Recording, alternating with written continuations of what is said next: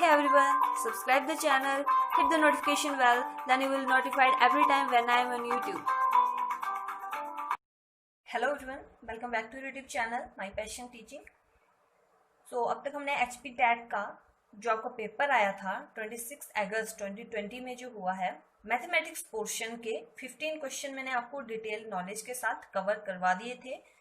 उसके अलावा जितने भी वहाँ क्वेश्चन कंप्लीट हुए थे आज हम स्टार्ट करेंगे जो आगे उसके अलावा बचते हैं क्वेश्चंस। तो जिन्होंने वो वीडियोस नहीं देखी हैं वो चेक कर सकते हैं। इसके अलावा बहुत कॉम्पिटिटिव एग्जाम्स से रिलेटेड वीडियोस आपको डाली गई हैं। HPTGT कमीशन के पेपर सॉल्व करके डाले हुए हैं, मैथमेटिक्स पोर्शन के, HP TET के कुछ प्रीवियस ईयर्स के, तो वो आप चेक कर सकते हैं, आपको प्लेलिस्ट में आसानी से मिल जाएंगे। तो आज हम स्टार्ट करने जा रहे हैं क्वेश्चन नंबर 18 से।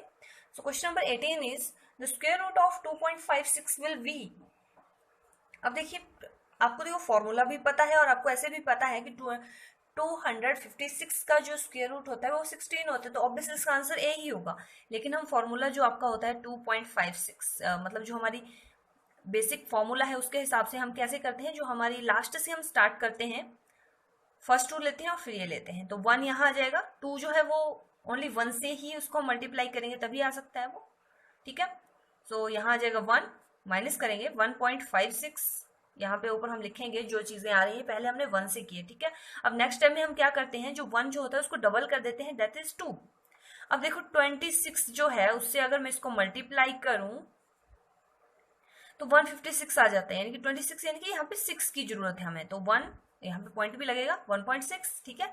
26 हो गया तो यहाँ पे आ जाएगा 1.56, तो ये 0 बन गया, यानी कि 1.6 जो है इसका आंसर होगा। स्क्वायर रूट निकालना आप ऐसे भी जानते हैं, ठीक है। Next question is the football team won 10 matches out of total number of matches they played. If they their win percentage 40 then how many matches did they play in all. अब देखो 10 मैचेस जो थे football team ने वो जीते, कितने out of, अभी हमें ये नहीं पता है टोटल, हम मान लेते हैं कि वो x मैचेस उन्होंने खेले, उसमें से उन्होंने 10 जीत लिए, ठीक है। तो उनकी विनिंग परसेंटेज दी हुई है हमारे पास 40%। इसका मतलब ये हुआ जो 10% ऑफ x है, यानी कि जो विनिंग 40% ऑफ x जो है वो 10 मैचेस के बराबर, उन्होंने 10 मैचेस जीते हैं और इतनी उनकी विनिंग परसेंटेज है। तो जल्दी से इसको सॉल्व कर लीजिए। 40/100 into x is equal to 10, x is equal to 10, यहाँ जाके होगा ये मल्टी 100/40 से कट हो जाएंगे आपस में, यहाँ पे आ जाएगा 25। सो x की वैल्यू कितनी आ जाएगी आपके पास 25। तो x हमने क्या माना था, जो टोटल मैचेस उन्होंने प्ले किए, तो आपका आंसर आ जाएगा ऑप्शन नंबर ए। नेक्स्ट है a man got a 10% increase in his salary in if his salary is rupees 1,54,000 then his original salary was. अब एक आदमी है उसकी 10% जो है वो इंक्रीज होगी सैलरी, अब हमें ये नहीं पता कि टोटल कितनी थी, तो x मान लेते हैं कि वो x थी उसकी सैलरी, ठीक है। तो 10% उसमें इंक्रीज हुआ, क्लियर। सो 10% ऑफ दिस, इसमें जो इंक्रीज हुआ वो कितना हुआ, यानी कि टोटल से ओरिजिनल सैलरी हमारी x है, तो ये आपका इंक्रीज होके आई है, तो ओरिजिनल सैलरी कितनी आ जाएगी 1,54,000 माइनस x। हमें ओरिजिनल सैलरी माइनस करने पड़ेगी जो इंक्रीज है उसको बराबर करने के लिए, 10% इंक्रीज हुआ उसमें, ठीक है। तो इंक्रीज आया कितना, जितना अभी है उसकी, उसमें से अगर हम ओरिजिनल माइनस कर देते हैं तो हमारा इंक्रीज की परसेंटेज आ जाएगी, ठीक है। तो इसको जल्दी से सॉल्व कर लीजिए। 10/100 into x is equal to 1,54,000 minus x, clear. Then अब आप देखिए यहाँ पे इसको हम इससे ले आते हैं और एक्स वाली टर्म्स जो है वो इकट्ठी कर लेते हैं, यानी कि फिलहाल तो ये मल्टीप्लीकेशन में है तो इसको ले जाएंगे हम, तो यहाँ पे आ जाएगा 11/10x। 110/100 बनेगा, लेकिन मैंने 0 माइनस रिमूव कर दी, तो 11x is equal to this, ठीक है, which is equal to x is equal to 1,54,000 divided by 11 into 10। तो इसको जब आप डिवाइड करोगे तो आ जाएगा 1 लाख, ये आ जाएगा 14,000 और मल्टीप्लाई बाय 10 है तो ये बन जाएगा टोटल 1,40,000। तो इस कौन सा ऑप्शन ठीक होगा, ए। ये तो आप ऐसे भी कर सकते हो कि पहले आप यही एज्यूम करोगे 10% जो है उसकी सैलरी थी जो इंक्रीज हुई एक्स में, तो जो टोटल सैलरी एक्स है, ठीक है, टोटल सैलरी आपकी एक्स है, उसमें 10% जो है एक्स में इंक्रीज हो तो इन दोनों को प्लस कर लीजिए, 11/100, 10 और ओवर 100, तो अब 0 0 काट दो तो उसके कोई फर्क नहीं पड़ेगा, ठीक है। तो ये आपका आंसर आ जाएगा इज इक्वल टू, क्योंकि ये इंक्रीज है और ये यहाँ पे इंक्रीज, आपको सो इनको इक्वल प्रूव कर लो, ये डायरेक्ट ऐसे लिख लो, सेम ही बात है, कोई डिफरेंस नहीं है, ठीक है। नेक्स्ट है the general solution of the differential equation is e raise to power, हमें यहाँ पे डिफरेंशियल इक्वेशन का जनरल सॉल्यूशन निकालना है। काफी इजी क्वेश्चन है। अब आप इसको कैसे लिख सकते हो, फर्स्ट ऑफ ऑल वो देखते हैं। dy over dx is equal to e to over x into e to power y, ऐसे लिख सकते हो आप। ये मैंने क्यों लिखा, बिकॉज आप जानते हो कि जब भी बेस जो होते हैं वो सेम आते हैं तो हम उनकी जो पावर्स होती हैं उनको प्लस कर दिया जाता है, ठीक है। तो उनको जस्ट इस फॉर्म में लिख दिया, और ex जो है उनको हम एक साइड ले लेंगे, ex के जो भी हैं, और ey के हम दूसरी साइड ले लेंगे, ठीक है। तो आ जाएगा dy over e to power y is equal to ex into dx। हम इनको इंटीग्रेट कर लीजिए फटाफट। जब आप इसको इंटीग्रेट करोगे तो आपके पास आ जाएगा e to power minus y, ऊपर चला जाएगा, ठीक है। ये बन जाएगा, नीचे है ना, अब ये e टू पावर वाई है, जब आप ऊपर ले जाओगे तो माइनस हो जाएगी पावर इसकी, so it is minus e to power minus y. फिलहाल इंटीग्रेशन का साइन लगा लीजिए, into d y is equal to integration of e x d x, ठीक है। जब आप इसको इंटीग्रेट करोगे minus e to power y is equal to e to power x plus c, like that. तो आपके पास जब इसको इस साइड ले लीजिए, आपके पास आ जाएगा ex plus e to power minus Y is equal to C. तो ये आपका आंसर आ जाएगा, ऑप्शन नंबर ए आपका करेक्ट हो गया। क्लियर हुआ। नेक्स्ट है question number 22 that the integration factor of the differential equation this. अब आपके पास एक फॉर्मूला होता है that is dy over dx plus py is equal to q, ये होता है। तो इस फॉर्म में हम इसको ले आते हैं जल्दी से। तो यहाँ पे x जो है वो एक्स्ट्रा है, तो यहाँ पे मल्टीप्लीकेशन में है तो हम इसको डिवाइड कर देते हैं थ्रू आउट। सो आपके पास आ जाएगा dy over dx minus y over x is equal to 2 raise to power 2x, ठीक है। यहाँ तक समझ हो गया आपको। अब हम इंटीग्रेशन फैक्टर निकालते कैसे हैं, that is equal to if is equal to e integrating p dx। तो कंपेयर कर लीजिए, p की वैल्यू कितनी है यहाँ पे, माइनस y ओवर x है, वैल्यूज लिख लीजिए, p is equal to minus y over x and q is equal to 2x। अब बिकॉज आपके पास जनरल सॉल्यूशन आगे पूछा जाता है तो आपको सॉल्व करना पड़ेगा, तो वहां पे आपको q की जरूरत होती है, जस्ट मैं लिख देती हूँ, ठीक है। फिलहाल आपको इंटीग्रेटिंग फैक्टर ही निकालना है तो हमें यहाँ पे p की ही जरूरत है। सो p की वैल्यू आ गई minus y over 1 over x, क्योंकि y की फॉर्म में तो पहले y तो पहले ही होता है, तो एक्स्ट्रा है माइनस 1 ओवर एक्स dx। और माइनस 1 ओवर एक्स का जब हम इंटीग्रेशन करते हैं तो वो आएगा आपके पास e raise to power log x minus log x। फिर आपको log की प्रॉपर्टीज आपने पढ़ रखी हैं, तो यहाँ पे जो टर्म आती है, यहाँ पे अगर मान लो 2 होता तो हम x raise to power x square कर देते हैं, यहाँ पे होता है ना। तो यहाँ माइनस 1 है, 1 लिखना या ना लिखो वो आपको पता ही है, सेम ही चीज है। तो e raise to power log of x raise to power minus 1। तो एक्सपोनेंशियल और log फंक्शन आपस में अपोजिट होते हैं तो वो कट हो जाते हैं, तो x raise to power minus 1 that is equal to 1 by x. तो आपका ऑप्शन नंबर सी जो होगा वो करेक्ट होगा, that is 1 by X. Clear. Next question है dice is tossed thrice then the probability of getting odd number at least once will B.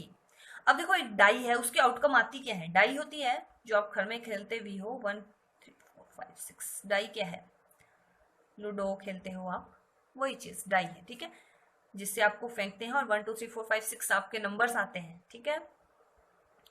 So 6 outcome आती है total, ठीक है। हमें चाहिए ऑड नंबर गेट करने की, तो ऑड नंबर की कितनी है, 3 है ऑड नंबर। इसमें कौन कौन से, 1 3 and 5, that is 3 by 6 that is equal to 1 by 2। Odd की बात कर रही हूँ मैं यहाँ पे।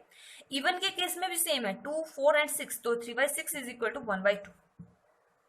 अब देखो आपके पास इतना ही क्वेश्चन पूछा होता कि ऑड नंबर की प्रोबेबिलिटी क्या है, तो आपका आंसर सिंपली हो जाता 1 बाई 2। लेकिन आपसे पूछा एटलीस्ट वंस, तो एक बार आना चाहिए, एटलीस्ट 1 तो आना ही चाहिए। तो हम क्या करेंगे, जो टोटल प्रोबेबिलिटी है 1, उसमें से हम माइनस कर देंगे, जो इवन आने की प्रोबेबिलिटी उसको माइनस कर देंगे। इवन आने की प्रोबेबिलिटी कितनी है आपकी, एक बार में तो 1 बाई 2 है, सेकंड टाइम में भी 3 बार हो रहा है ना आपका डाई थ्राइस, यहाँ पे लिखा हुआ है डाइज टॉस्ड थ्राइस, 3 टाइम हो रही है, तो 1 by 2 into 1 by 2 into 1 by 2, यानी 1 बाई 8 है, इतनी प्रोबेबिलिटी है आपकी इवन नंबर आने की। तो उसको हम माइनस करेंगे 1 over 1 by 8 that is equal to 7 by 8। तो आपका आंसर आ जाएगा simply C, that is 7 by 8। Clear. Next question है the equation of the ellipse with vertices plus minus 50 and the foci is plus minus 40। अब देखो ellipse क्या होता है, जहां आपकी जो वर्टेक्स होती है उसकी इलिप्स में जो ये वाली वर्टेक्स होती है ये आपकी मेजर एक्सिस होती है, ठीक है। तो इसके आपको दिए हुए हैं, तो यानी कि ये है आपका 5,0 है। अगर मैं इसको एक्स और वाई पे रिप्रेजेंट करूं ये -5,0 है। तो आपका इलिप्स का इक्वेशन होता क्या है, x square over a square plus y square over b square is equal to 1।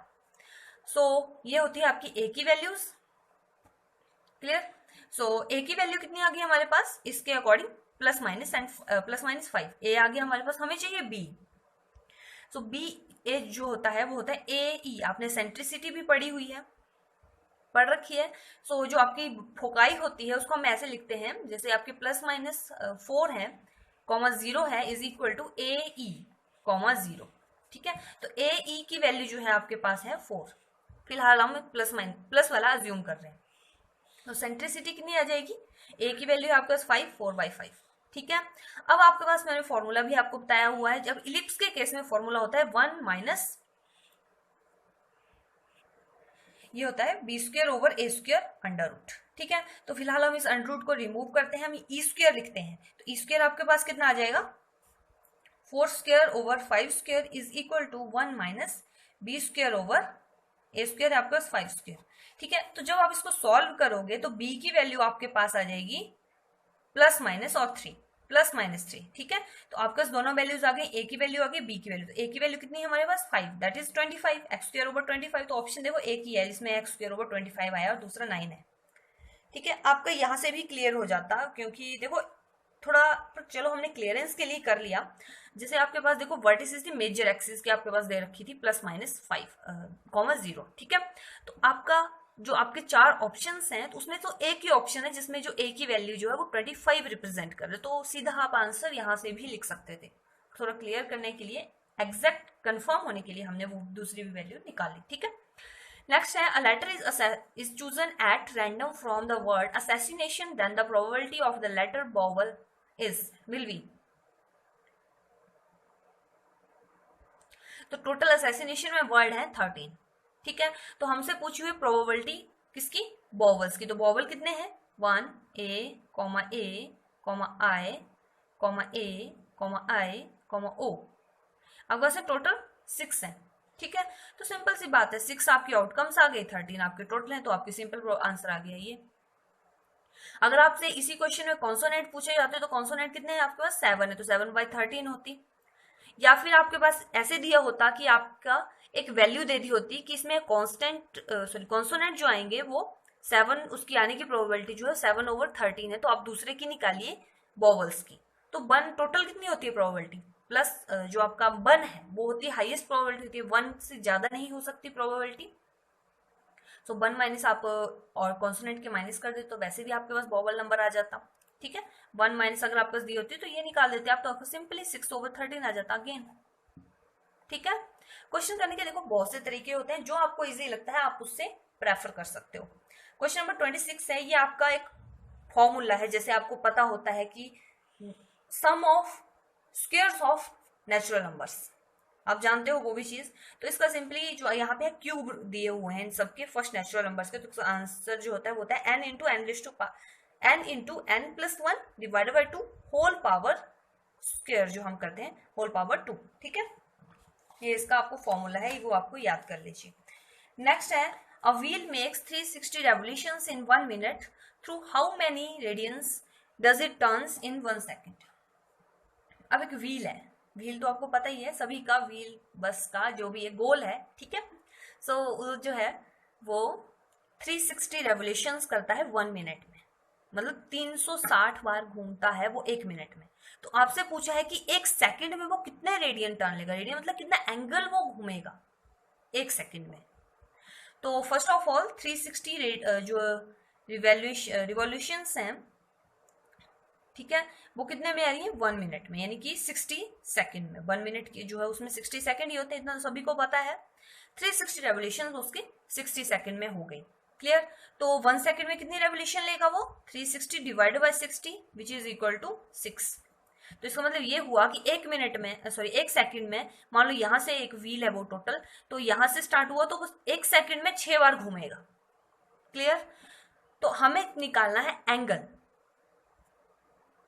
और जो आपका एंगल निकलेगा एक के लिए तो आपको पता लग गया, जब एक बार घूमेगा वो तो वो टोटल 360 कवर करेगा। जब आपका एक आपको पता है, या फिर पाई की फॉर्म में ले, रेडियन की फॉर्म में ले, तो 2 पाई कवर करेगा एक के लिए, है ना, ये तो आप जानते हो। अब हमें 6 के लिए निकालना है, तो 6 के लिए कितना हो जाएगा, 360 इंटू 6, यही होगा। 1 के लिए जब आप रेवोल्यूशन लेते हो तो 360 की वो कंप्लीट कर रहा है, रेवोल्यूशन मतलब एक सर्कल पूरा राउंड करेगा वो, ठीक है।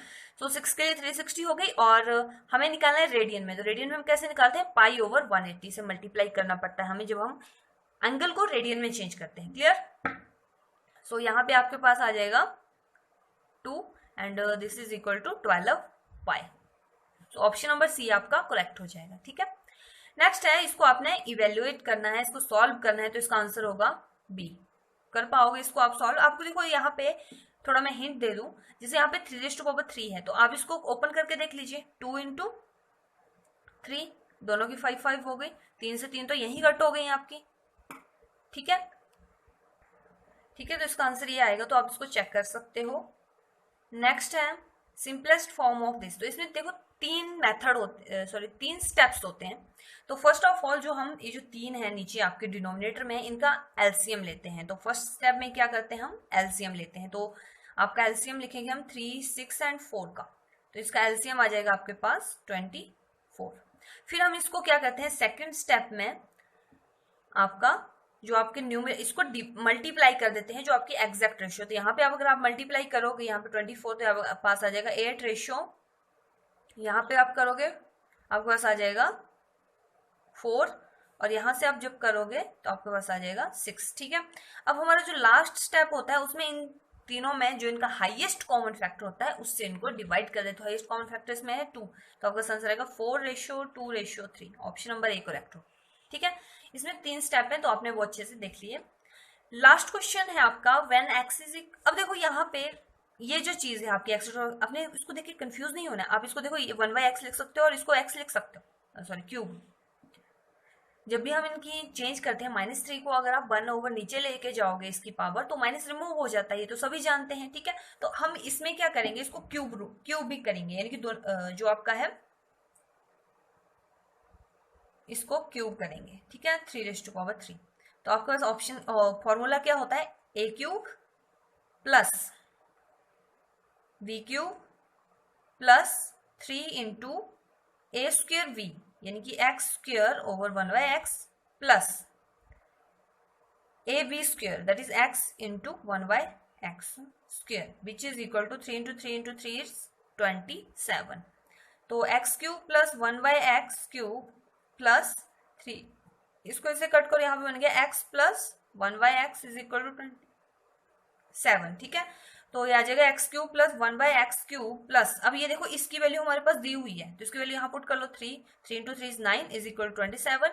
तो आपका आ जाएगा x³ plus 1/x³ is equal to 27 minus 9 which is equal to 18। तो ऑप्शन नंबर सी आपका करेक्ट हो जाएगा।